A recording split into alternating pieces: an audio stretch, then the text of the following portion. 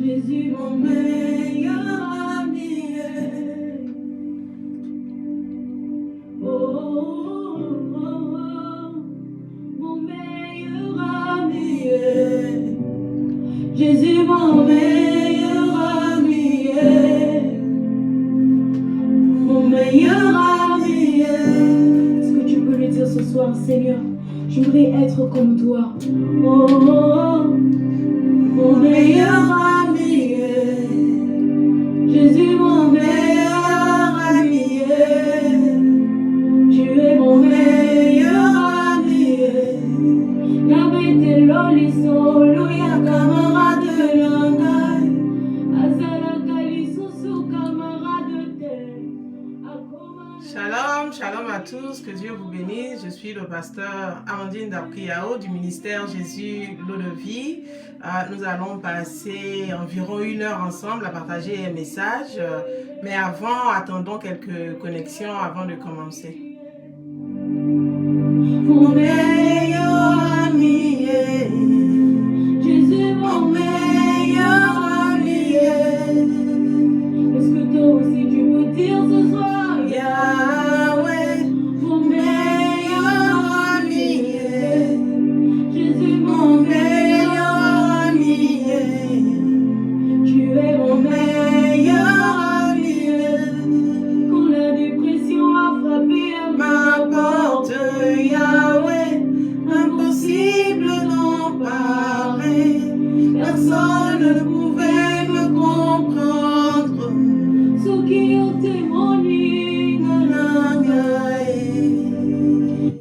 Amen, amen. Soyez bénis au nom de Jésus. Donc, comme je le disais, on attendait juste quelques connexions avant de commencer notre message de ce jour. Et donc, nous allons prier. Seigneur, nous bénissons ton nom, nous t'élévons, nous te magnifions, nous te disons merci. Merci encore, Père, pour cette opportunité que tu nous donnes de partager ta parole.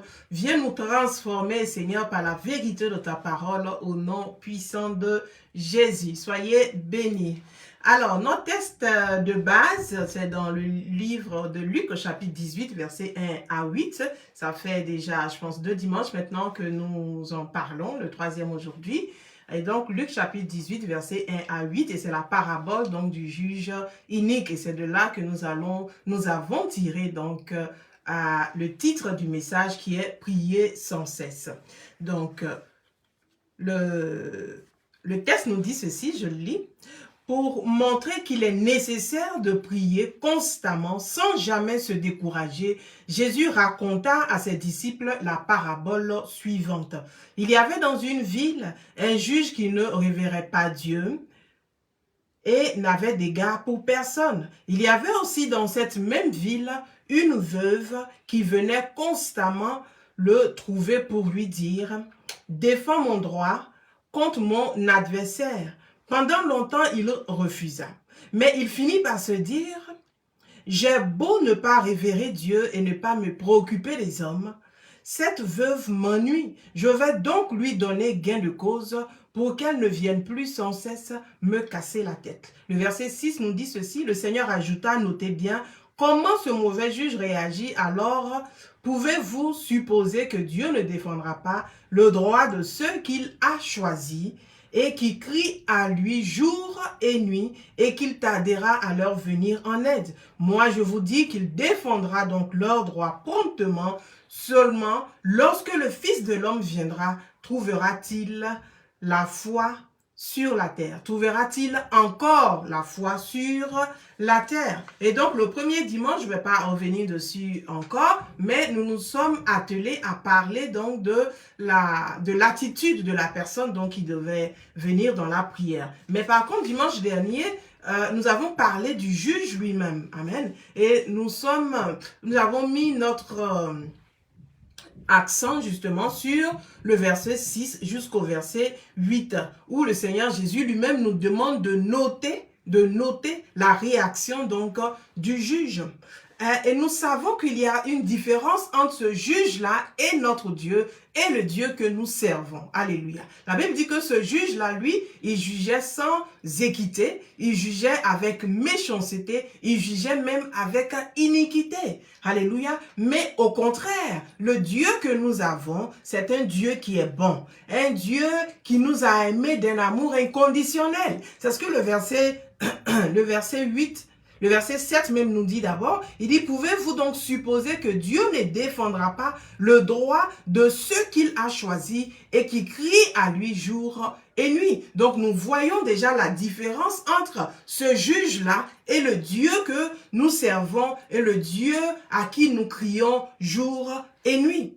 La Bible nous dit, Jésus est en train de nous dire que ce Dieu-là est différent de ce juge et que nous pouvons donc avoir confiance en lui. D'ailleurs, Romains 5, le verset 8 nous dit que « Mais Dieu nous prouve son amour alors que nous savons que ce juge-là, il n'avait d'égard pour personne. Il n'aimait personne. Mais le Dieu que nous servons, le Dieu à qui nous crions jour et nuit, celui-là par contre, il est rempli d'amour. Et donc, il nous prouve cet amour-là en ce que quand nous étions encore pécheurs, quand nous n'avons même pas encore accepté Christ, quand nous n'avons même pas encore accepté de le servir, il nous avait déjà aimés.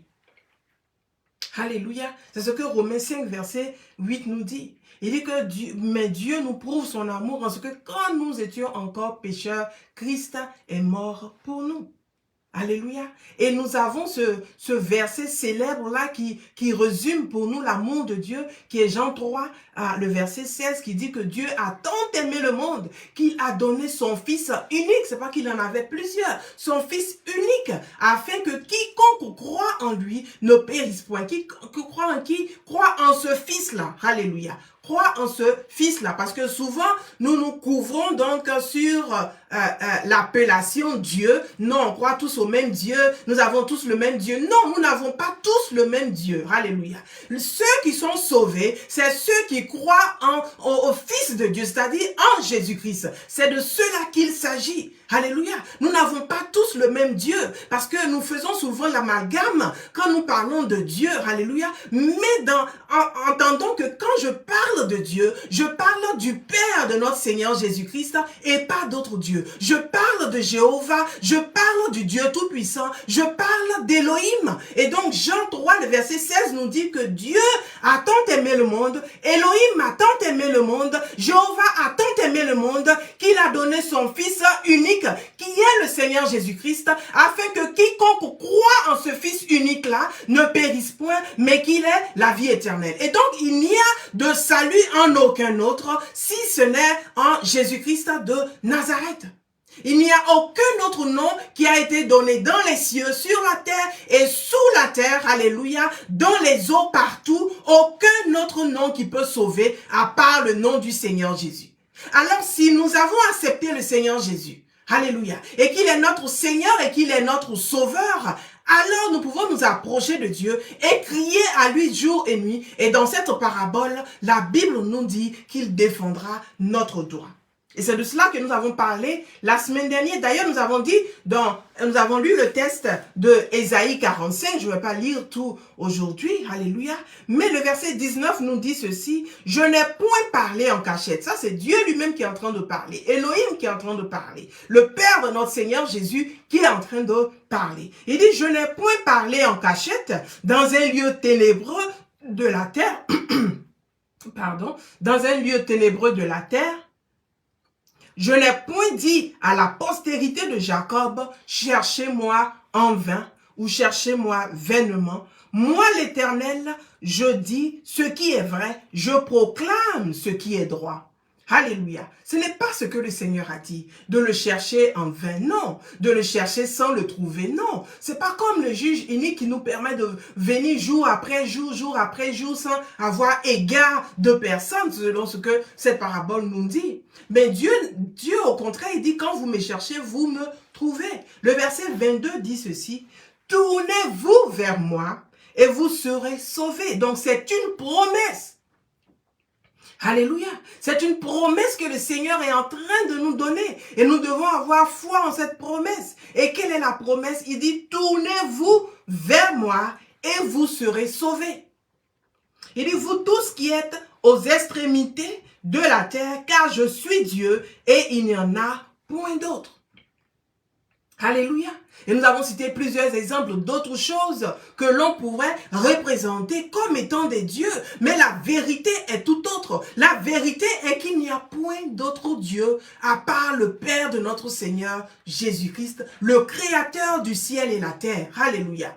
Le Créateur du ciel et de la terre. Le ciel et la terre n'ont pas été créés par un Big Bang, non. Le ciel et la terre ont été pensés, alléluia, et ont été créés par un Dieu souverain, par un être souverain qui est le Père de notre Seigneur Jésus et qui est le Dieu que nous servons. Il dit, il n'y a point d'autre Dieu à part lui. Et donc la parole qu'il a prononcée est irrévocable. Quelle est cette parole? Il dit, tournez-vous vers moi. Vous tous qui êtes aux extrémités de la terre, car je suis Dieu et il n'y en a point d'autre. Il dit, tournez-vous vers moi et vous serez sauvés. C'est donc la promesse que Dieu nous fait. Dieu nous fait cette promesse que si nous nous trouvons vers lui, nous serons donc sauvés. Alléluia. Dans Romains 8, le verset 32 dit ceci, « Lui qui n'a point épargné son propre fils, il n'a point épargné son propre fils, mais qui l'a livré pour nous tous.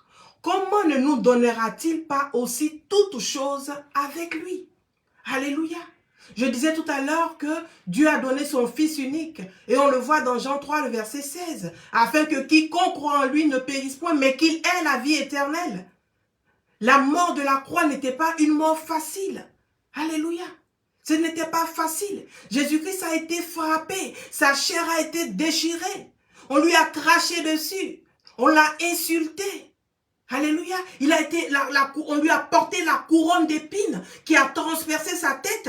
Et donc le sang qui coulait de sa tête à cause de cette couronne-là. Son dos a été flagellé. Et chaque coup, alléluia. On pense bien que c'est autour de 39 parce que selon la loi, quand tu avais 40 coups, c'était la mort. Alléluia. Et donc son corps a été déchiré pour nous. Et ce n'était pas avec n'importe quel fouet. C'était donc ces fouets-là qui avaient des pointes au bout. Et donc, chaque fouet qui atterrissait sur son dos déchirait sa chair. Ce n'était pas une mort facile. Alléluia. Le Seigneur a pris tous ces coups-là sur lui afin que tu sois sauvé, afin que je sois sauvé. Et Dieu qui est son Père l'a permis pour ton salut, pour mon salut. Alors la Bible nous pose cette question. Lui qui n'a point épargné son propre fils, comme on le disait la semaine dernière. Alléluia. Il ne s'est pas privé de moyens pour nous sauver. Il ne s'est pas privé de moyens pour nous donner le salut. Il a même donné son propre fils afin que celui-là soit crucifié, afin qu'il meure à la croix, afin qu'il soit crucifié au bois. Mais qu'il a livré pour nous tous. Comment ne nous donnera-t-il pas aussi toutes choses avec lui? Quel est donc le bien qui te revient toi, mais que le Seigneur retient? S'il a pu donner son fils Jésus, qui est son plus précieux trésor, alléluia. S'il a pu donner son fils Jésus, qui est la chair de sa chair, j'allais dire. S'il a pu donner son fils unique, quel est le bien dont tu as besoin et que le Seigneur retient? Il n'y en a pas. Il n'y en a pas. Il dit, ne nous donnera-t-il pas aussi toutes choses avec lui? Alléluia. Sachant que l'amour de Dieu est un amour inconditionnel. Ce n'est pas un amour, l'amour des hommes. Tu me fais du bien, je te fais du bien, c'est du donnant-donnant. Non. L'amour de Dieu est inconditionnel. Et on a vu le verset tout à l'heure de Romains au chapitre 5 qui dit que Dieu nous avait déjà prouvé son amour quand nous-mêmes nous étions pécheurs, quand nous n'avons même pas encore donné notre vie au Seigneur. Alléluia. Et nous avons vu aussi que dans Nombres chapitre 23, verset 19, que Dieu n'était pas un homme. Dieu n'est pas un homme pour nous mentir. Il n'est pas un homme pour nous escroquer. Il n'est pas un homme pour nous dire une chose aujourd'hui et faire le contraire demain. Il n'est pas un homme pour abuser de nous. Il n'est pas un homme pour nous escroquer financièrement, spirituellement, physiquement, mentalement et toutes ces choses. Ce n'est point un homme. Alléluia. Toutes ces choses-là, le mensonge et la ruse, la méchanceté, toutes ces choses sont en l'homme à cause du péché originel. Mais ces choses-là n'existent même pas dans la nature de Dieu. Donc Dieu n'est pas un homme pour nous tromper. Et sur ce fait-là, nous pouvons être rassurés que celui qui crie à lui et qu'il entend la voix de Dieu, la réponse de Dieu, le réma de Dieu, il peut être rassuré que Dieu fera exactement ce qu'il a dit qu'il fera.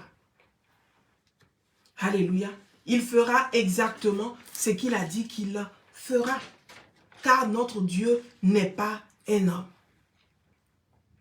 Alors, et nous avons terminé la semaine dernière, donc on avait passé du temps dans la prière à prier selon Isaïe, donc 45, on peut le faire encore et encore dans nos temps de prière personnelle. Alors le verset 1 de notre texte de base nous dit ceci. Luc 18, verset 1, pour montrer qu'il est nécessaire de prier constamment. Alléluia. Sans jamais se décourager, Jésus raconta à ses disciples la parabole suivante. Donc, on a vu que, la parabole était adressée aux disciples, c'est-à-dire à des personnes matures dans la marche chrétienne, parce que les disciples, c'était ceux-là qui marchaient avec le Seigneur Jésus, qui avaient vu ses façons de faire, qu'il avait vu ressusciter les morts, qu'il avait vu guérir les malades, qu'il avait vu marcher sur l'eau, et ils avaient reçu beaucoup d'enseignements du Seigneur Jésus. Donc, ils avaient quand même été témoins de beaucoup de choses pour leur permettre de grandir spirituellement. Alléluia. Et donc, c'était pas des bébés qui n'étaient pas des chrétiens qui étaient au lait. Alléluia. C'était des chrétiens matures. Donc, premièrement, cette parabole est adressée à des chrétiens matures. Pas à des gens qui vont se relâcher, pas à des gens qui vont se décourager, non. Mais à des gens qui sont prêts donc à tenir ferme dans la prière. Alléluia. Donc Jésus dit que cette parabole-là est pour eux. Mais aujourd'hui, le mot qui nous intéresse, et je l'avais dit dans les fois précédentes que nous allons revenir sur ce mot, c'était le mot nécessaire. Et donc, pour montrer qu'il est nécessaire de prier constamment. Alléluia. De prier constamment ou encore de prier sans cesse. Donc, le mot qui est clé pour nous aujourd'hui, c'est nécessaire. Alors, nécessaire signifie quoi? Nécessaire signifie essentiel, selon le dictionnaire Le Robert. Il signifie essentiel, il signifie primordial. Donc, si nous mettons ces mots-là à la place donc de nécessaire dans notre verset de base d'aujourd'hui, la Bible dira ceci alors, pour montrer qu'il est primordial de prier constamment, pour montrer qu'il est essentiel de prier constamment, Jésus donc raconta à ses disciples cette parabole. Je vous avais dit la dernière fois que la version anglaise nous disait que l'homme doit prier. Que l'homme doit prier sans cesse. That men ought to pray always. L'homme doit prier sans cesse. Donc en fait, en dehors de la prière, il n'y a pas d'autre moyen de survie. Alléluia. En dehors de la prière, il n'y a pas d'autre moyen pour vivre. Et donc, la Bible en français nous dit, et là je suis en train de lire ma version Semeur. Excusez-moi, je vais boire un peu d'eau.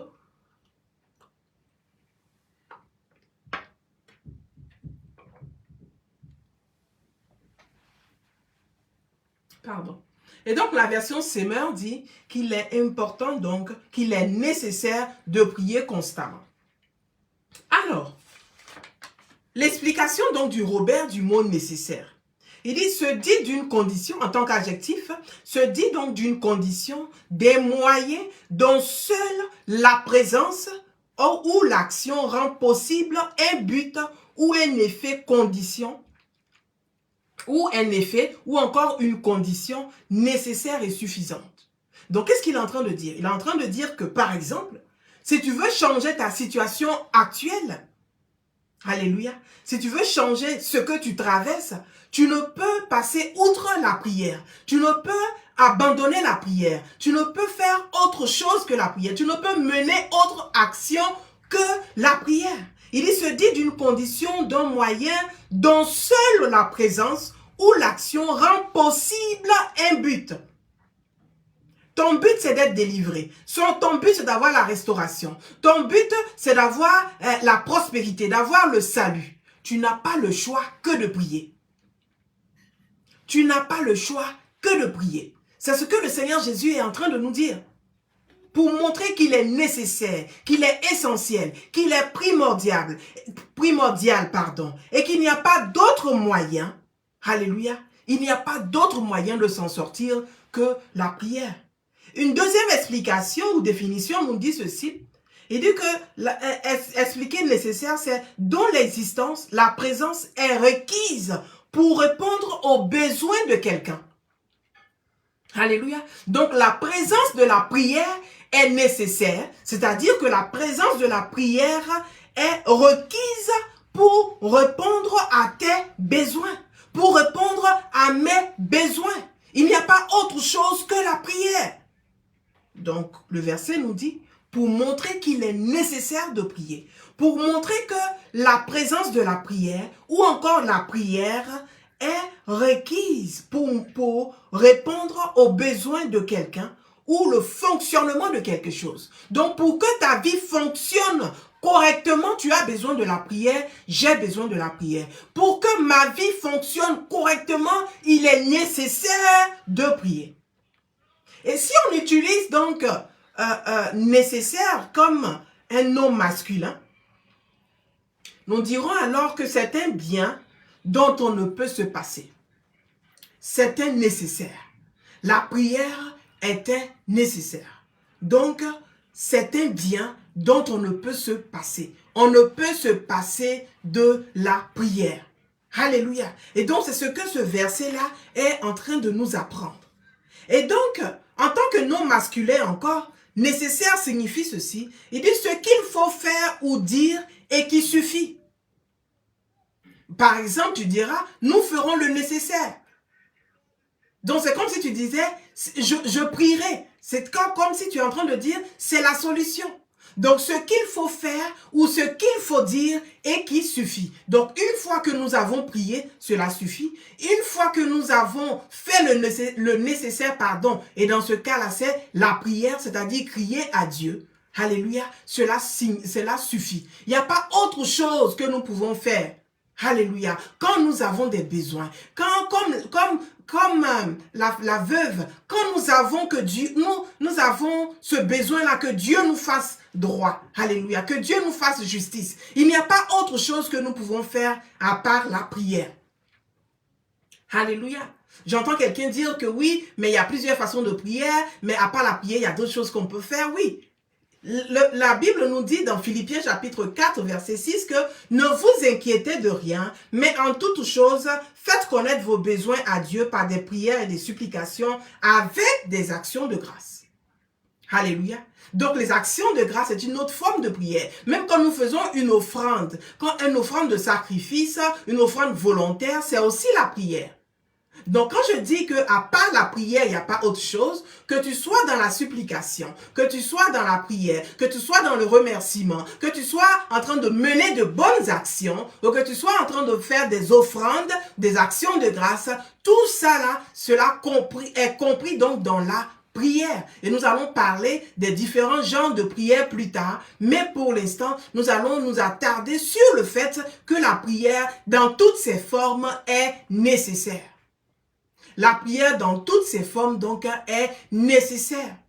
Et bien sûr, pour savoir quelle forme de prière il faut prier à un moment bien précis selon le besoin auquel nous faisons face, bien sûr, nous devons faire recours à l'Esprit de Dieu. Et c'est ce que je disais tout à l'heure, nous allons en parler donc par la grâce de Dieu dans les dimanches à venir. Nous allons parler donc des formes de prière et comment savoir quelle prière il faut faire à quel moment. Mais pour l'instant, aujourd'hui, nous allons nous attarder sur le fait que la prière est nécessaire, sur le fait que la prière est essentielle, la prière est primordiale et qu'après la prière, nous avons la réponse. Alléluia, c'est ce que la signification du dictionnaire nous dit que ce qu'il faut faire ou dire et qui suffit. Alléluia, ce qu'il faut faire ou dire qui suffit, c'est bien sûr la prière. Donc, comme nous avons établi ce fait-là, que la prière est essentielle, que la prière est nécessaire et que la prière est primordiale pour changer donc nos conditions. On pourrait se dire que Dieu est souverain. Alléluia. Que Dieu est souverain, qu'il peut faire toutes choses. Pourquoi donc nous avons besoin de prier? Nous allons tenter donc de répondre à cette question. D'abord, voyons le fait que Dieu soit juge. Parce que ce qu'il faut comprendre, alléluia, voyons le fait, on va d'abord voir, voyons le fait que Dieu soit juge. Là, j'étais en train de m'empresser là. Mais voyons quelque chose dans Genèse chapitre 18. Pour juste établir le fait que Dieu soit juge. Parce que certains d'entre nous, nous pouvons penser que notre solution est ailleurs. Alléluia. On peut penser que nous avons la solution ailleurs. Mais la solution, c'est que nous devons voir un juge. Et le Seigneur Jésus a pris cet exemple du juge inique là à dessein. Pourquoi un juge, justement? Parce que c'est le juge qui peut te faire droit. C'est le juge donc qui peut prononcer le jugement qui peut juger en ta faveur. Contre tes oppresseurs, alléluia, contre ceux qui t'empêchent de vivre, contre ceux qui ne veulent pas te faire droit. Donc, on a besoin d'un juge dans la société. On a besoin aussi d'un juge dans nos vies. On a besoin d'un juge dans notre vie spirituelle.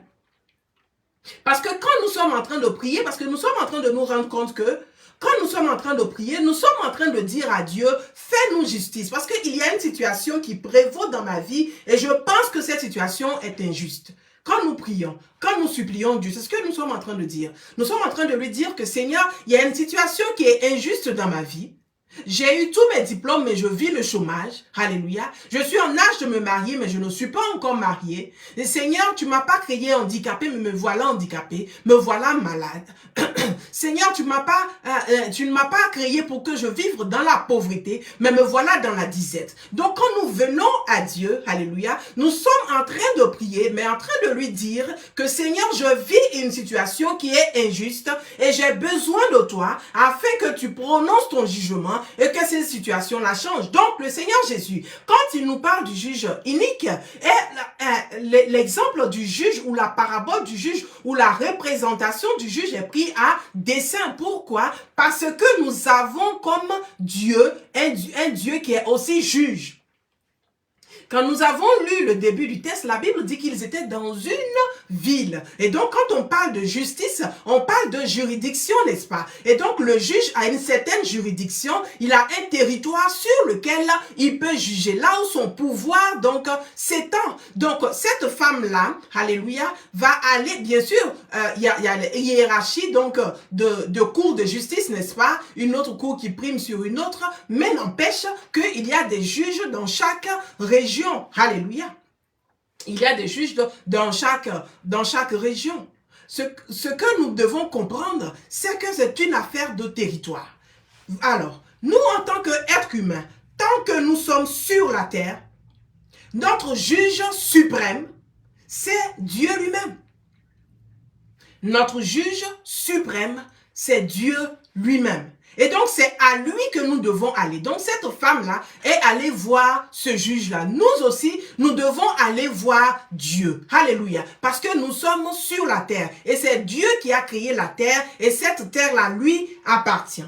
Donc, voyons dans Genèse chapitre 18. Je vais lire à partir du verset 26 jusqu'au verset 28. Donc, il s'agit là de l'histoire donc de Sodome et Gomorrhe où le péché de cette ville-là était monté jusqu'à Dieu et Dieu lui-même était descendu donc pour faire justice.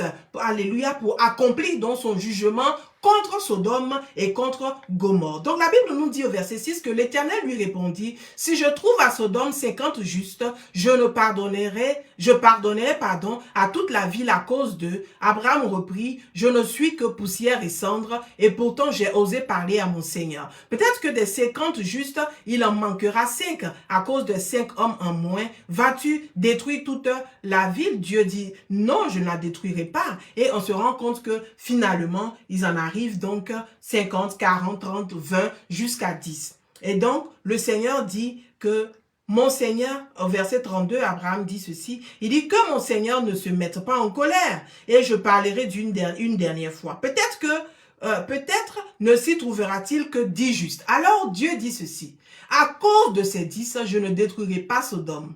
Alléluia. À cause de ces 10, je ne détruirai pas Sodome. Donc, Dieu lui-même est descendu sur la terre. Comment nous savons que c'est Dieu qui est descendu sur la terre? Le verset, le 1 de Genèse 18 nous dit ceci.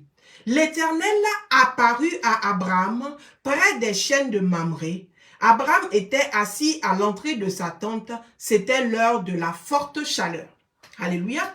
Le verset 1 nous dit que l'Éternel lui-même apparut à Abraham. Et où était Abraham? La Bible dit qu'il était assis à l'entrée de sa tente et que c'était l'heure de la forte chaleur. Voici comment nous savons que ces trois hommes-là, c'était Dieu. La Bible dit que Abraham, il regardait et aperçut soudain trois hommes qui se tenaient à quelque distance de lui. Dès qu'il les vit, il courut à leur rencontre depuis l'entrée de sa tente et se prosterna jusqu'à terre. Alors nous savons donc que ces trois hommes sont la représentation donc de l'Éternel. C'est l'Éternel lui-même qui est descendu comme ces trois hommes-là pour aller donc porter son jugement sur Sodome et Gomorrhe. Donc l'Éternel a apparu à Abraham. Comment est-ce qu'il est apparu à Abraham? En forme de trois hommes. Alléluia. Et donc, nous disons que l'Éternel est un juge et il descend lui-même sur la terre à cette époque-là pour aller détruire Sodome et Gomorrhe parce que nous savons que Sodome et Gomorrhe était une ville donc de pécheurs, remplie de pécheurs justement, et le péché était monté, les cris des gens justement étaient montés vers Dieu. Le péché était monté vers Dieu. Dieu dit, je vais alors descendre, c'est ce qu'il a dit. Lui-même va descendre. Donc, nous savons que ces trois hommes-là, c'était Dieu lui-même qui était descendu pour apporter son jugement. Alors, tu es en train de te poser la question, est-ce que Dieu est le juge vers qui tu dois te tourner? Et la réponse ce soir, c'est oui, parce qu'il est le juge de toute la terre.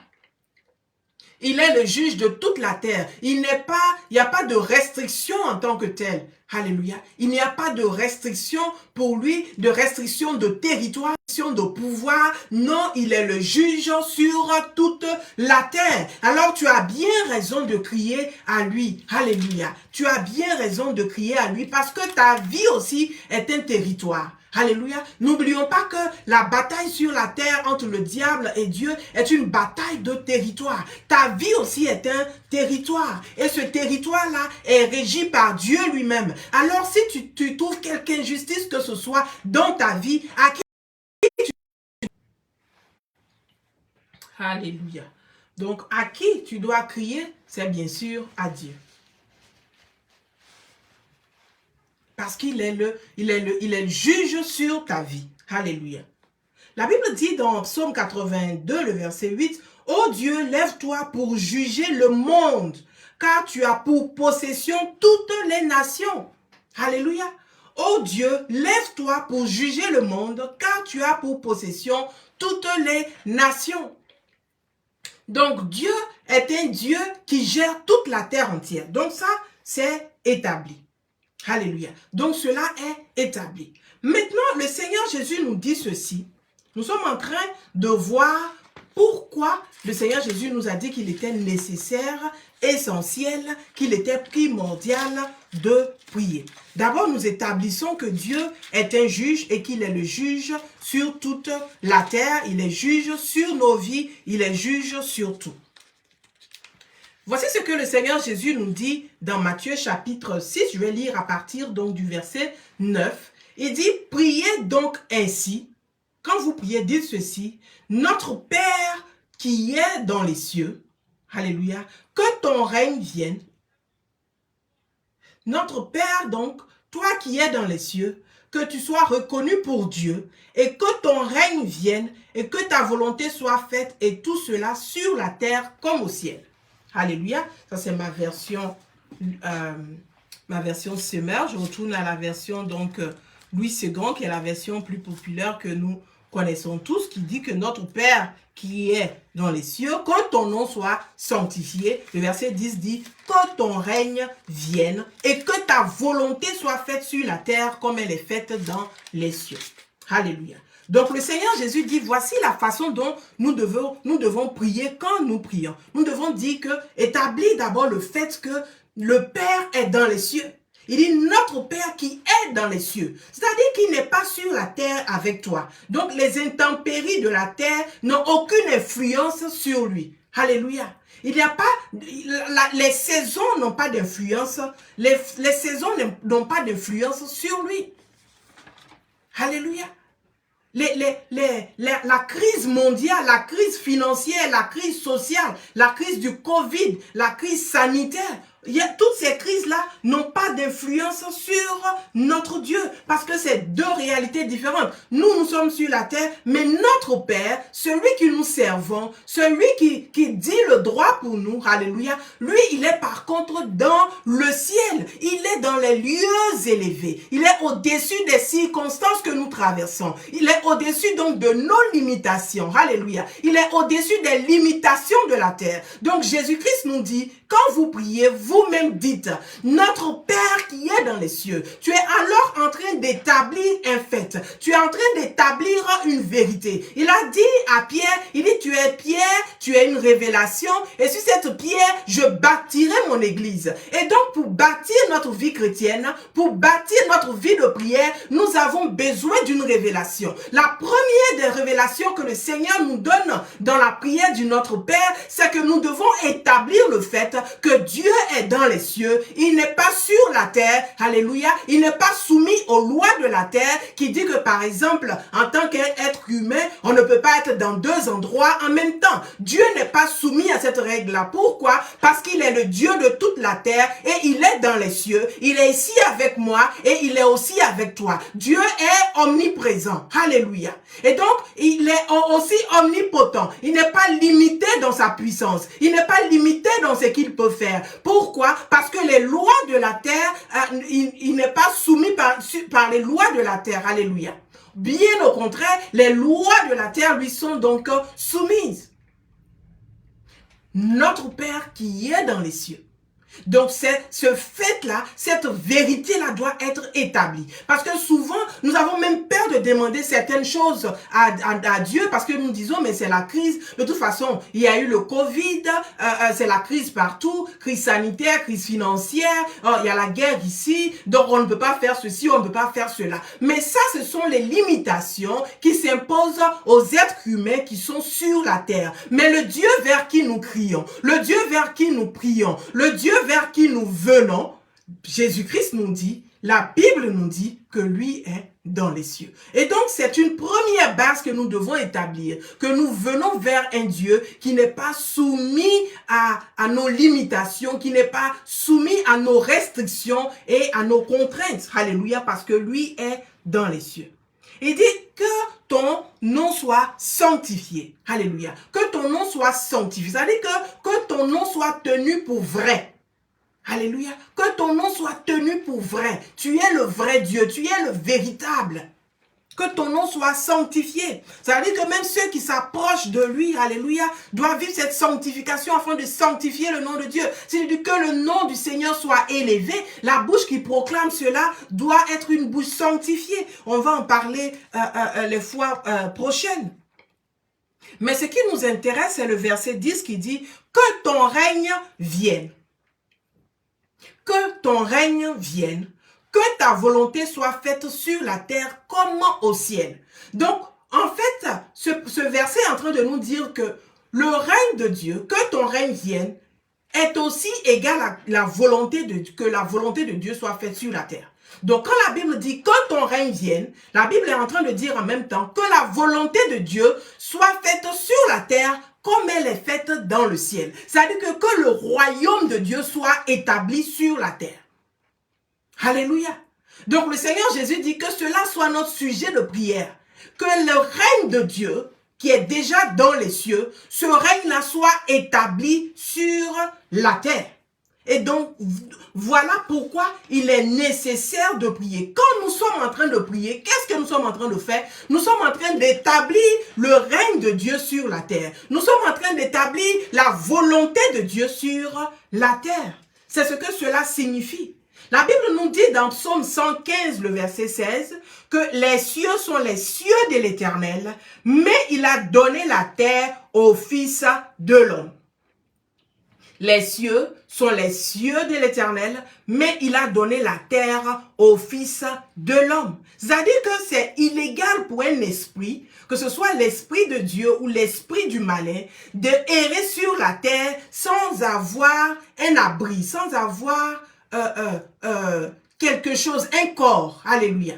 Et donc, l'être humain, dès que tu nais, ta vie déjà est un territoire qui est prisé donc par les esprits. Donc, C'est à toi de faire le choix. Quel esprit tu veux qu'il vienne habiter en toi? Soit l'esprit de Dieu, soit l'esprit malin. Il dit ne vous y trompez pas. Il y a deux forces. Il y a le bien et il y a le mal. Et ne même pas faire le choix, c'est un choix. Quand tu n'as pas encore choisi Dieu, tu as déjà fait un choix, le choix de ne pas choisir Dieu. Donc, ce qui signifie que puisque tu n'as pas choisi Dieu, tu as choisi implicitement, inconsciemment, le diable. Parce que lui, il profite. La Bible dit qu'il tourne autour cherchant qui dévorer. Alléluia. Il est comme un lion. Et il tourne autour de nos vies, cherchant qui dévorer. Donc, quand nous ne sommes pas en train de proclamer Jésus-Christ sur nos vies, et la proclamation de Jésus-Christ sur nos vies, c'est la prière. Quand nous ne sommes pas en train de prier, en train de dire que Seigneur, oui, c'est toi que j'ai choisi parce que, souvenons-nous, la Bible nous dit que cette parabole, le Seigneur Jésus-Christ l'a dite pourquoi? Afin de prier et de ne pas se décourager, de ne pas se relâcher. Donc, si nous ne sommes pas en train de prier, nous sommes en train de nous décourager, nous sommes en train de nous relâcher, nous sommes en train de laisser la main de Dieu. Donc, si nous laissons la main de Dieu, nous sommes en train de faire une ouverture donc au diable, lui qui est en train de tourner autour de nos vies pour venir nous attaquer. La Bible dit qu'il est en train de chercher qui dévorer. Donc, ne pas faire un choix est un choix. Voilà pourquoi il est important, alléluia, de dire, de proclamer que nous avons choisi Jésus, par la prière, que nous avons choisi le Seigneur Jésus et qu'il est le maître de nos vies. Alors Jésus-Christ nous dit, quand nous prions, dites notre Père qui est aux cieux. Ça veut dire qu'il n'est pas donc soumis aux lois de la terre. Que ton règne vienne veut dire que ta volonté soit faite sur la terre. Et pour que la volonté de Dieu soit faite sur la terre, nous avons dit qu'il a donné les hommes, il a donné la terre aux hommes et qu'il était illégal pour les esprits d'être sur la terre. Et donc Dieu lui-même aussi a besoin d'un corps, il a besoin d'un espace, il a besoin d'un peuple. Voilà pourquoi nous avons fait l'étude de la tente d'assignation. Je vous avais dit depuis longtemps que cette étude de la tente d'assignation, c'était pour arriver donc à la prière, pour que nous comprenions qu'est-ce que la prière et quelle est l'importance de la prière dans nos vies en tant que chrétiens. Donc, le verset 25 le chapitre 25, pardon, des Exode au verset 8 nous disait que Dieu avait demandé donc que le peuple d'Israël construise ce temple. Pourquoi? Parce qu'il voulait demeurer au milieu de son peuple. Alléluia. Donc le Seigneur cherchait un abri pour être donc au milieu donc de son peuple. Et donc c'était la tente d'assignation. Mais quand nous venons dans le Nouveau Testament, nous savons que cette tente d'assignation, ce lieu de la rencontre, ce temple, c'est bien sûr nous, c'est notre vie. Alléluia. C'est bien sûr toi, c'est bien sûr moi, nous qui avons donné notre vie au Seigneur Jésus-Christ. Donc nous comprenons que pour que le règne de Dieu vienne sur la terre, pour que sa volonté soit faite sur la terre, il faut des hommes. Il faut des hommes comme toi, il faut des hommes comme moi, car les cieux sont les cieux de l'Éternel, mais la terre, il a donné aux hommes. Et nous disons qu'il est juge. Et quand nous avons un juge, le juge prononce donc le droit, alléluia, le juge va prononcer le droit, mais il faut donc des forces de l'ordre, des forces de l'ordre qui vont, pour qu'on parle de force, ça veut dire qu'ils vont établir cette loi-là. Alléluia. Le juge a prononcé peut-être la loi dans la cour, mais il faut des forces de l'ordre pour établir cette loi-là. Alléluia. Pour renforcer cette loi-là, pour se rassurer que cette loi-là est en vigueur. Et quand elle est en vigueur, elle est respectée. C'est ce que je voulais dire. Que quand la loi rentre en vigueur, il faut donc des forces de l'ordre pour la respecter. Que l'ignorance n'est pas un prétexte, n'est pas une excuse dans ce sens-là. Alléluia. D'ailleurs, la Bible nous dit que mon peuple périt par faute de connaissance. Donc, si toi-même, tu ne savais même pas qu'il y a un jugement qui est passé, que tu ne savais pas qu'il y a une loi qui est rentrée en vigueur, cette loi-là s'applique à toi tout de même. Peut-être que tu es en train de me regarder ce soir et tu te sens en dehors du royaume des cieux, en dehors du royaume de Dieu. Alléluia. Mais cela n'empêche que les lois qui régissent ce royaume-là s'appliquent à toi. Tu peux te dire que toi, tu es en dehors donc du royaume de Satan. Mais les lois de ce royaume-là s'appliquent à toi. Alléluia. Et donc, c'est important pour nous de faire ce choix. Tu peux te dire que non, mais moi, je n'appartiens pas à Satan, mais tu n'appartiens pas à Dieu non plus. Alléluia. Donc, il est important pour nous de savoir sous quelle juridiction donc nous vivons. Sous la juridiction de Dieu ou bien sous la juridiction du diable. Alléluia. Pour nous qui avons choisi le Seigneur Jésus-Christ, la Bible nous dit que nous sommes dans le monde, mais nous ne sommes pas du monde. C'est-à-dire que nous n'appartenons pas à ce monde. C'est-à-dire que les lois de ce monde ne s'appliquent pas à nous parce que nous ne sommes pas de ce monde-là. Alléluia. Nous sommes dans le monde, mais nous ne sommes pas de ce monde. Pourquoi? Parce que nous avons choisi Dieu. Parce que nous avons choisi d'appartenir à Dieu.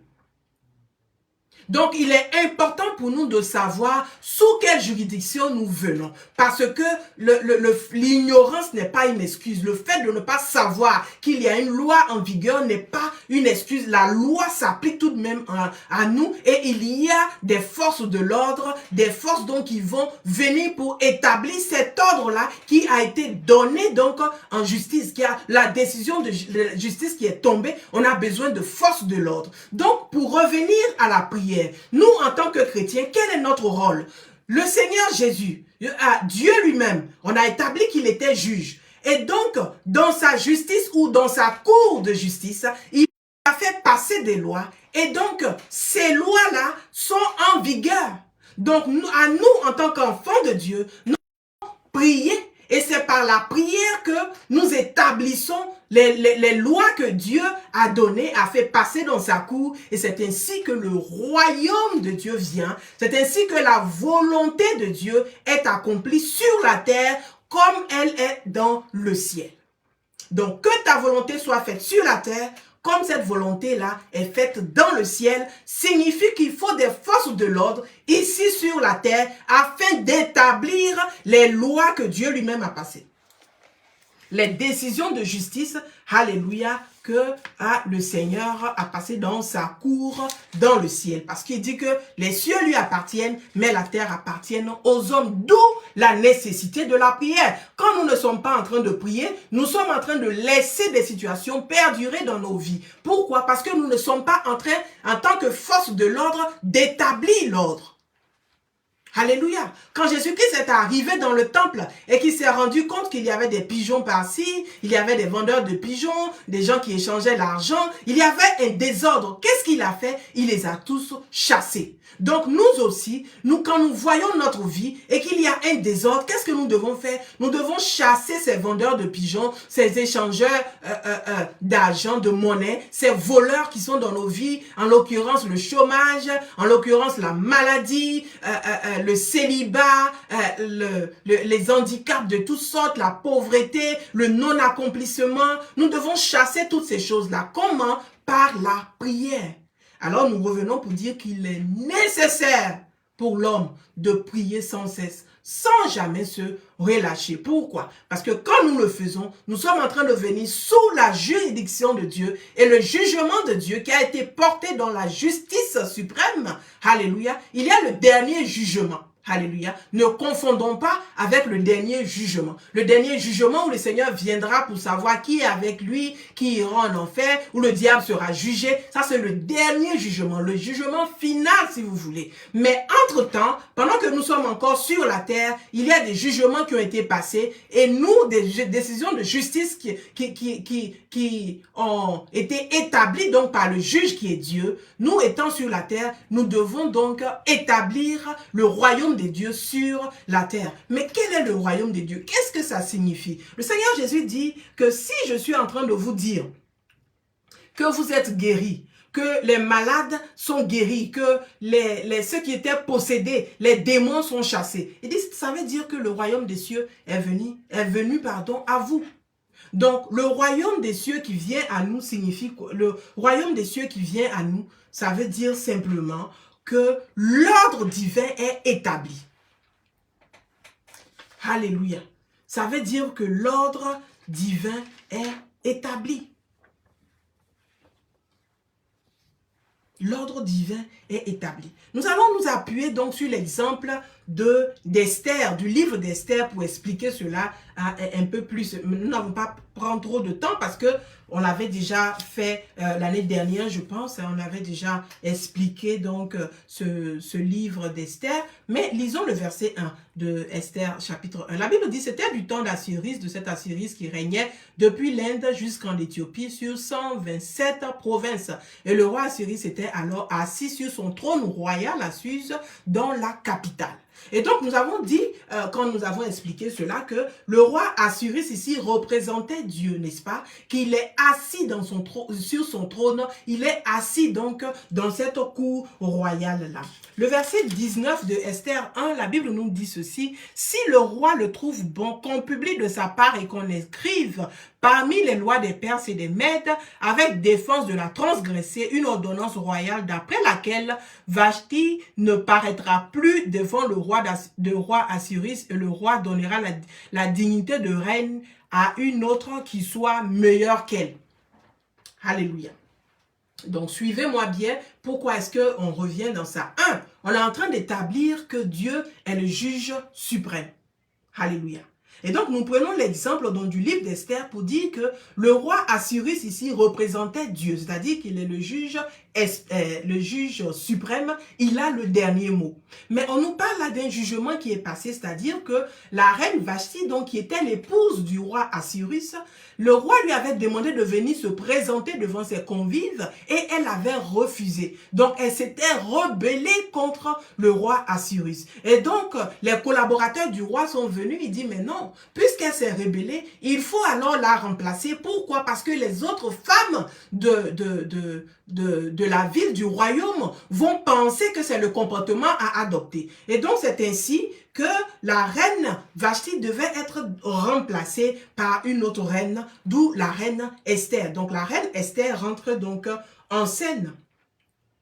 La reine Esther rentre en scène au verset 17 de Esther chapitre 2. La Bible dit ceci.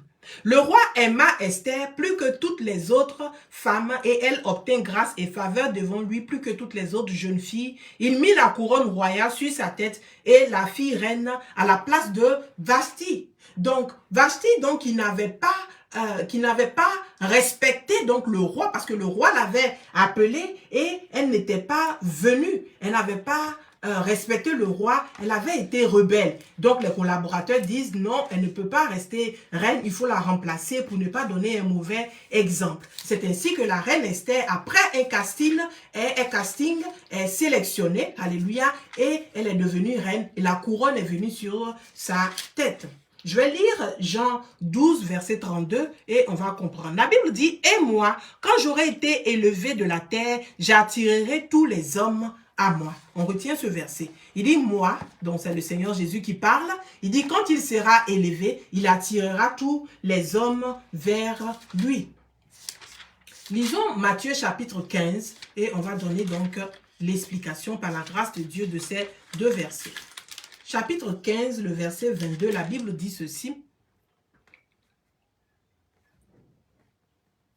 Pierre, l'ayant pris à part, se mit donc à le mettre, à le reprendre. À Dieu ne plaise, Seigneur, cela ne t'arrivera pas. Donc le Seigneur Jésus, en ce moment-là, il est en train donc d'annoncer sa mort. Il est en train d'annoncer sa mort. Il est en train de dire que je vais mourir. Mais Pierre lui dit que non, tu ne vas pas mourir.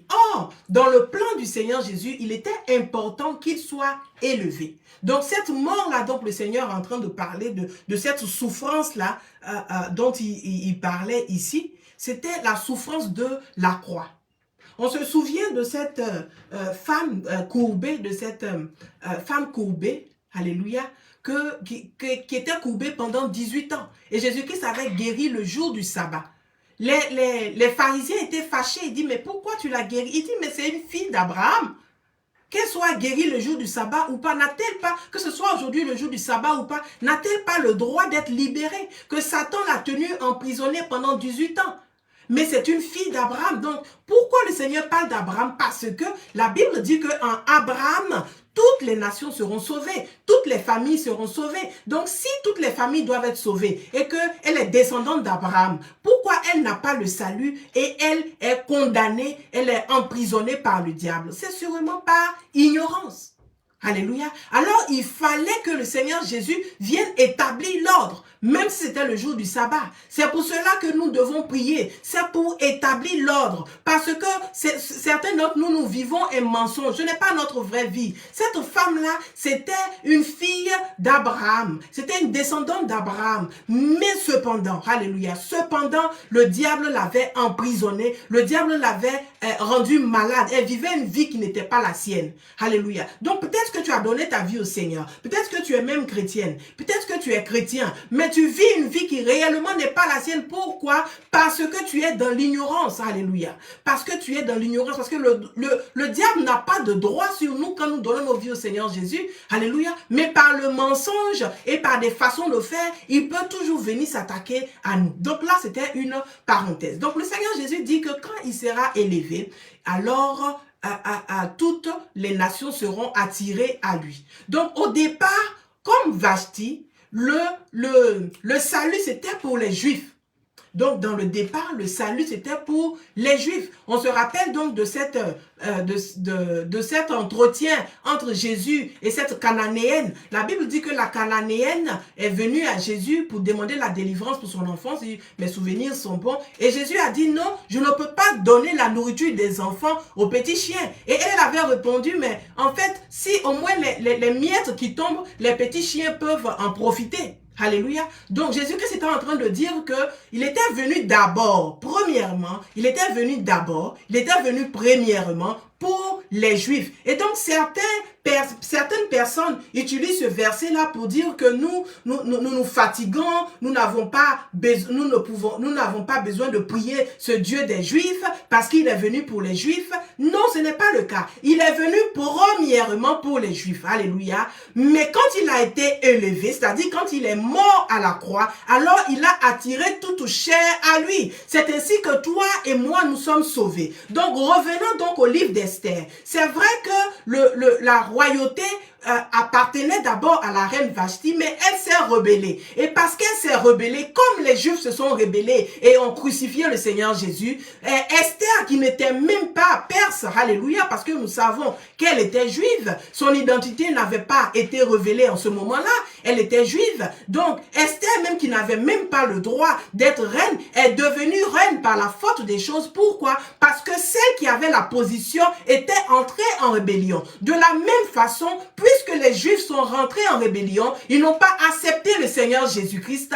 Nous aussi, quand nous venons à Dieu, que nous acceptons le Seigneur Jésus, à cause du sacrifice de la croix, nous pouvons aussi nous prétendre être enfants de Dieu à cause de l'œuvre de la croix. Donc Jésus-Christ dit, quand je serai élevé, c'est-à-dire quand je serai crucifié, quand mon sang va verser, alors j'attirerai tout chair à moi. Donc c'est un gros mensonge que de dire que le Seigneur Jésus-Christ est venu seulement pour les Juifs. Non, il est venu premièrement pour eux, c'est vrai, mais ils se sont rebellés, ils ont crucifié Jésus et depuis lors, le salut a été étendu dans le monde. J'avais déjà dit au départ que Jean 3,16 nous a dit que Dieu a tant aimé le monde qu'il a donné son Fils unique afin que quiconque croit en lui ne périsse point, mais qu'il ait la vie éternelle. Donc ce n'est pas juste, ce n'est pas vrai que de dire que Jésus-Christ est venu seulement pour les Juifs et que nous autres, nous ne devons pas le prier. Il est le Messie, il est le pain de vie, il est la manne qui est descendue du ciel, c'est-à-dire la réponse à nos prières. Car souvenons-nous, quand les enfants d'Israël étaient dans le désert et qu'ils ont crié qu'ils avaient faim, c'est la manne qui est venue. Aujourd'hui encore, cette manne qui est venue du ciel, c'est le Seigneur Jésus-Christ de Nazareth. Alléluia. Et donc, Assurie, c'est ce juge-là. Et Esther est la nouvelle reine. Esther, c'est toi. Esther, c'est moi. Et nous avons bien sûr Aman. Aman, donc, qui a fomenté donc les complots. Alléluia. Aman, donc, qui a fomenté donc les complots. Je vais lire Esther. Je vais lire le chapitre 3. Et le verset 1, on continue notre étude. la Bible nous dit ceci. Donc, nous sommes en train de voir pourquoi est-ce que le Seigneur Jésus a dit qu'il était nécessaire de prier sans se décourager, de prier sans se relâcher, de prier constamment.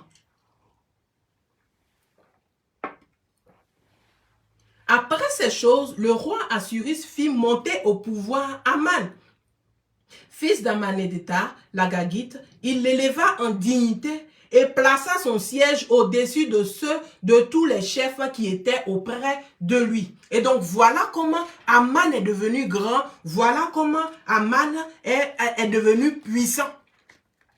Alléluia. Il est devenu puissant parce que, justement, le roi l'avait élevé.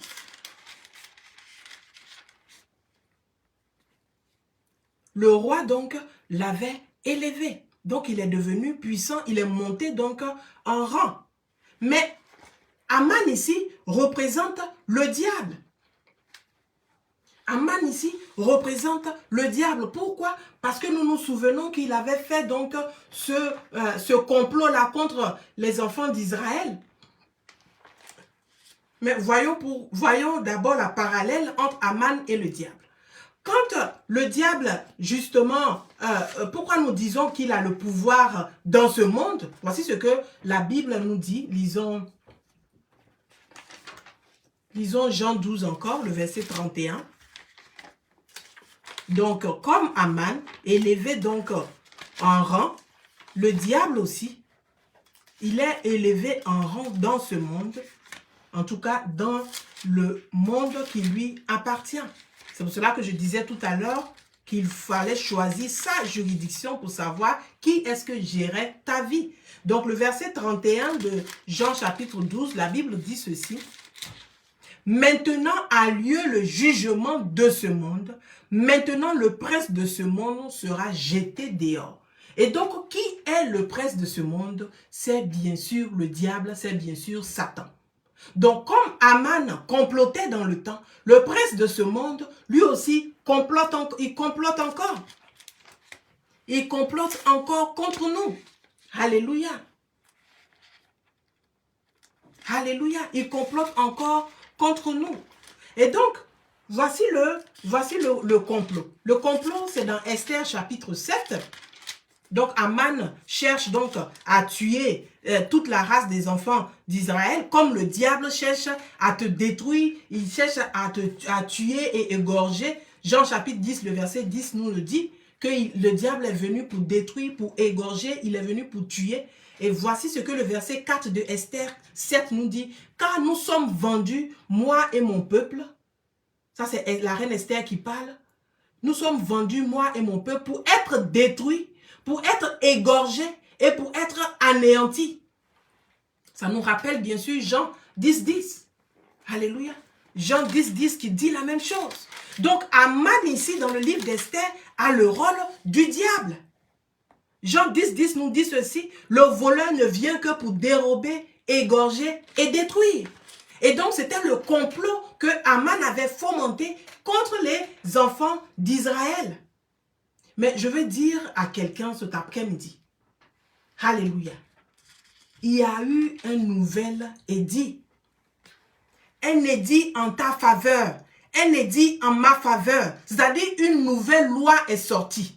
Un nouveau décret est sorti. C'est vrai que le diable est le prince de ce monde. C'est vrai que Aman avait été élevé en rang. Mais la Bible dit dans Esther au chapitre 8, le titre même de ce chapitre nous dit un édit en faveur des Juifs. Quand tu lis la version Semeur, il dit un nouvel édit. Donc peut-être que le diable ne sait pas, mais les données ont changé. Tu as maintenant donné ta vie au Seigneur Jésus. Tu es maintenant un homme de prière. Tu es maintenant une femme de prière. Alléluia. La Bible dit qu'il est important de prier constamment. Donc je vais dire à quelqu'un, les données ont changé. C'est vrai qu'ils ont fait des complots contre toi. Mais le Seigneur dit, c'est vrai que c'est moi qui les ai créés. Alléluia, dans Ésaïe. Et j'aimerais bien qu'on le lise. 54. Voici, j'ai créé l'ouvrier qui souffle le charbon au feu. Alléluia. Donc oui, la réponse à cette question, Dieu a créé le diable, oui, Dieu l'a créé. Comme dans le livre d'Esther, c'est Assyrus lui-même qui a élevé Aman au rang de premier ministre, on va dire. Il avait le rang le plus élevé dans la ville. Alléluia. Mais il dit ceci. et qui fabrique une arme par son travail. Donc, c'est le diable qui a toutes ces ruses-là, qui est intelligent et qui fabrique donc ces armes. Mais j'ai créé aussi le destructeur pour la briser. Alléluia. Voici l'importance de la prière. Quand nous prions, nous sommes là pour briser, alléluia, pour briser l'arme du destructeur. C'est pour cela qu'il est nécessaire de prier sans se relâcher. C'est pour cela qu'il est nécessaire de prier sans se décourager, sans abandonner. Parce que Dieu veut t'utiliser comme étant ce destructeur-là, cette destructrice-là qui va venir briser l'arme du méchant. Il dit alors au verset 17 que toute arme forgée contre toi sera sans effet et toute langue qui s'élèvera en justice contre toi, tu la condamneras. Tel est l'héritage des serviteurs de l'Éternel, tel est le salut qui leur viendra de moi, dit l'Éternel. Le salut qui vient de l'Éternel, c'est lequel? Il dit que toi-même, tu vas condamner les lèvres qui s'élèvent contre toi. Tu vas condamner la langue qui s'élève contre toi. Et tu vas briser l'arme du méchant. Parce que le Seigneur lui-même, il s'est levé, alléluia, et il t'a mis en autorité par Jésus-Christ de Nazareth. Alléluia, par Jésus-Christ de Nazareth. Et voilà pourquoi nous sommes en train d'utiliser le livre d'Esther comme base. Parce que au chapitre 8, un nouvel édit est sorti. Et que dans ce nouvel édit, Aman ne savait pas. Mais un nouvel édit est sorti. Il dit, en ce même jour, le roi Assuérus donna à la reine Esther la maison d'Aman, l'ennemi des Juifs, et Mardochée parut devant le roi, car Esther avait fait connaître la parenté qui l'unissait à elle. Le roi ôta son anneau qu'il avait repris à Aman. Je veux dire à quelqu'un, l'autorité a été reprise au diable. Le Seigneur Jésus dit, il dit, j'ai vu Satan tomber comme un éclair. Je dis, Satan est tombé dans ta vie. À toi maintenant, parce que la loi est déjà sortie, la décision de justice est déjà sortie. Le Seigneur a besoin de toi en tant que force de l'ordre pour venir donc établir cette loi de justice. C'est-à-dire de venir détruire l'âme du destructeur, de venir détruire les complots contre ta vie, contre la vie de ta famille, contre la vie de tes enfants, contre le territoire dans lequel tu es. La Bible dit, alléluia, que Dieu est juge sur toute la terre. Et que comme nous sommes en train de juger avec lui dans les lieux célestes, parce que quand nous donnons notre vie au Seigneur Jésus, c'est là où nous sommes positionnés. Nous sommes au-dessus de la terre, au-dessus des choses de ce monde. Alléluia. Et de cette position-là, alléluia, que nous apportons le royaume des cieux, que nous apportons le règne de Dieu. Nous avons dit que quel était le règne de Dieu? Le règne de Dieu, c'est que quand nous voyons un désordre, c'est-à-dire qu'il y a le chômage, c'est-à-dire qu'il y a la famine, c'est-à-dire qu'il y a le célibat, alléluia, c'est-à-dire qu'il y a des solutions dans nos vies qui n'ont pas, il y a des problèmes, pardon, dans nos vies qui n'ont pas de solution. Nous, en tant que force de l'ordre, nous devons venir par la prière et déclarer au nom puissant de Jésus qu'il y a un nouvel édit qui donne maintenant la place aux enfants de Dieu, un nouvel édit maintenant qui donne la place à l'autorité, à ceux qui ont choisi Christ, de proclamer la vérité. La vérité, c'est que nous sommes sauvés. La vérité, c'est que toute arme forgée contre toi est nulle et sans effet. La vérité, c'est que il dit que pour tous ceux qui croient en lui, qui croient en son nom, il a donné le pouvoir. Alléluia. C'est un pouvoir qui nous est conféré d'en haut. C'est un pouvoir qui nous est conféré depuis le ciel. Alléluia. Afin d'envoyer le royaume des cieux sur la terre. Dieu a besoin de ta prière. Il a besoin de ma prière. Alléluia. Parce que c'est là où il y a l'échange. Alléluia. On a dit que nous étions la tente, n'est-ce pas? La tente d'assignation, le lieu de rencontre, là où la gloire de Dieu descend. Nous sommes un territoire, mais nous, notre territoire est régi par Dieu. Si nous laissons l'Esprit de Dieu opérer en nous, alors nous emmenons le royaume des cieux sur la terre. Tu regardes dans ta famille, tu regardes dans ta ville, une situation que tu n'es pas d'accord. Tu déclares et la chose arrive. Tu vois ton enfant qui est malade. Tu déclares au nom puissant de Jésus la guérison et ton enfant est guéri. Alléluia. Voici l'importance de la prière. Et donc, un nouvel édit est sorti. Et dans ce nouvel édit-là, alléluia, dans ce nouvel édit, la Bible nous dit que désormais, les Juifs avait maintenant le pouvoir de se défendre. C'est ce qu'Ésaïe 54 nous a dit. Il dit, c'est vrai que je l'ai créé, le forgeron qui souffle le feu. C'est vrai que c'est moi qui l'ai créé. Il dit, mais toute âme forgée contre vous est nulle et sans effet. Toute langue qui s'élève contre vous, vous la condamnerez, dit le Seigneur.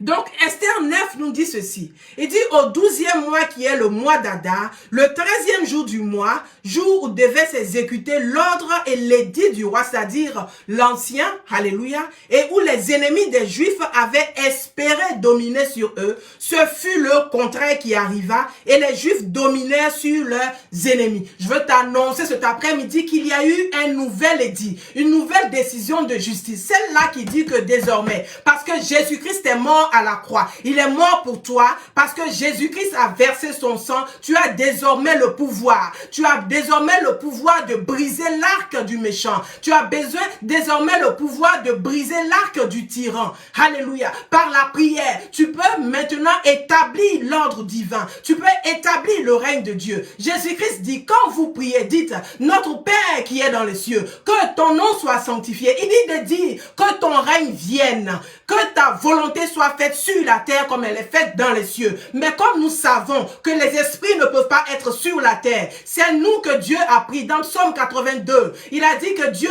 est parmi les dieux, c'est-à-dire les petits dieux, et il juge. Alléluia. C'est à nous maintenant d'apporter la justice divine sur la terre. Cette décision de justice qui est sortie depuis le ciel et qui a dit que nous écraserons la tête du serpent, nous écraserons nos ennemis. Alléluia. Nous marcherons sur les scorpions. Alléluia. Nous avons la victoire. Par la prière, nous devons nous approcher donc de ce trône de grâce, obtenir miséricorde et avoir le pouvoir sur nos ennemis. Voilà pourquoi il est nécessaire de prier et sans jamais se relâcher. Parce qu'il est important pour nous, en tant qu'enfants de Dieu, d'établir l'ordre divin, d'établir la volonté de Dieu sur la terre comme elle est faite dans le ciel.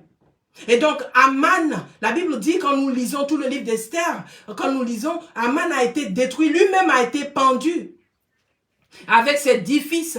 Et donc, les démons qui sont représentés, je vais dire, par les 10 fils d'Aman, les démons n'ont pas de pouvoir sur nous. Pourquoi? Parce que nous avons accepté le Seigneur Jésus. Alléluia. Et donc, nous sommes des agents des forces de l'ordre. Quand nous venons dans la prière, nous sommes des agents des forces de l'ordre. Je vois une situation qui perdure dans ma famille. Je dis non, je me lève dans la prière et je prie. Je vois une situation qui perdure dans ma propre vie. Je me lève dans la prière et je prie. Alléluia. Parce que je suis un agent de l'ordre et j'établis l'ordre de Dieu. Alléluia. Et je vais terminer par ce verset.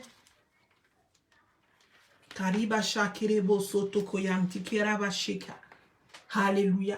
Le verset 17 de Marc au chapitre 16, la Bible dit, voici les miracles qui accompagneront ceux qui auront cru. À mon nom, ils chasseront les démons. Ils parleront de nouvelles langues. Ils saisiront des serpents. S'ils boivent quelques breuvages mortels, il ne leur fera point de mal. Ils imposeront les mains aux malades et les malades seront guéris.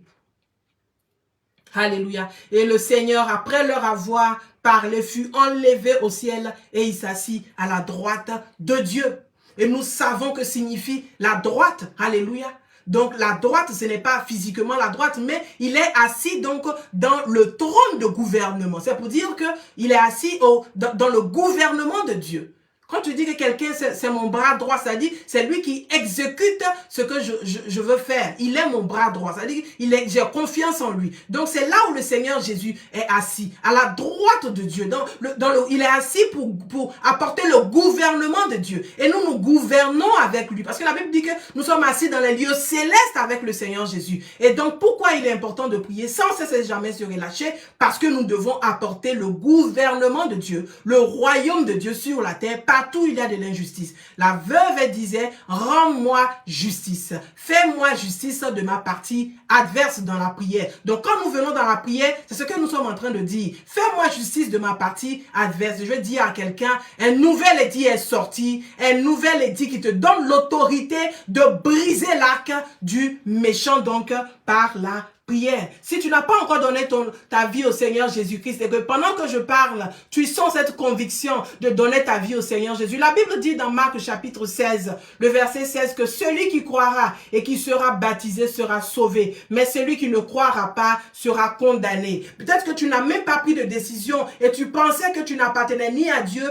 ni au diable, mais je veux te dire que le fait de ne pas faire un choix, tu as fait un choix d'appartenir déjà au diable, parce que nous devons le dire avec intention, intentionnellement le dire que j'appartiens à Christ, j'appartiens au royaume des cieux. Donc tu vas prier et tu vas dire au Seigneur, je te donne ma vie, je t'abandonne ma vie, fais de ma vie ce que tu veux.